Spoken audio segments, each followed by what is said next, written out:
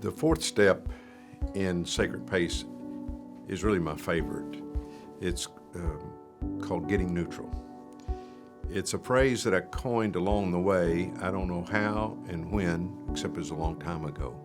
I didn't even have that phrase when he first taught me to get neutral.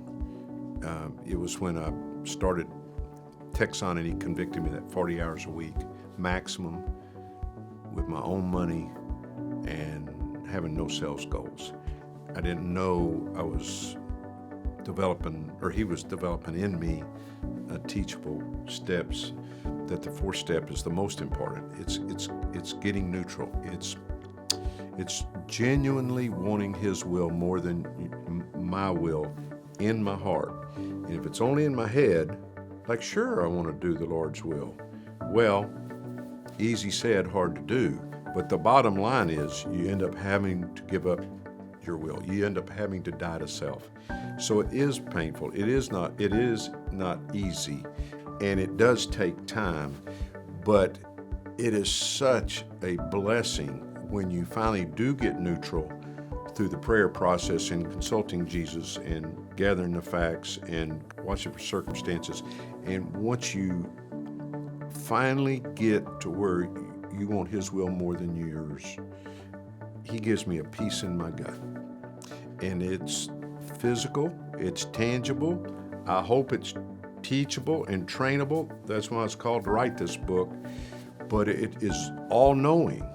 And therefore, the courage and the confidence I then have to implement his will, which comes from the fact that he knows best, he sees the future, and he loves me and my family and the people I work with way, way, way more than I ever can. So it's not easy, but when you finally are willing to do his will, even though you don't know the crazy part is you don't know what it's going to be. Once you finally have died to self, you're going, okay, you know everything. You love me an amazing amount, so let's go with it. And I've never been disappointed. I've been disappointed that I've never been able to get neutral at times. I've been disappointed that I forgot to get neutral, but he's never disappointed me if I do my part and go through these steps and get to where I want his will more than my own.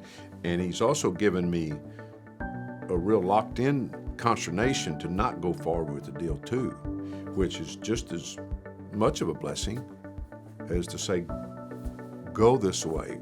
All I knew in that example was just don't do that. I'm not telling you what else to do, but don't do that. And so also people say, well, golly, what if I don't have time? Because it takes me weeks on my big decisions. So that consternation one was, I don't think I had enough time to die to self to know what he wanted me to do next, but he would bless me with knowing the morning I had to decide. He blessed me with consternation, knowing I was not supposed to do that. Before I was a Christian, and then my crisis of my burnout and all that, and what he's done to me and through me and taught me over these 30 plus years is nothing short of a miracle. And I just want to share those with y'all.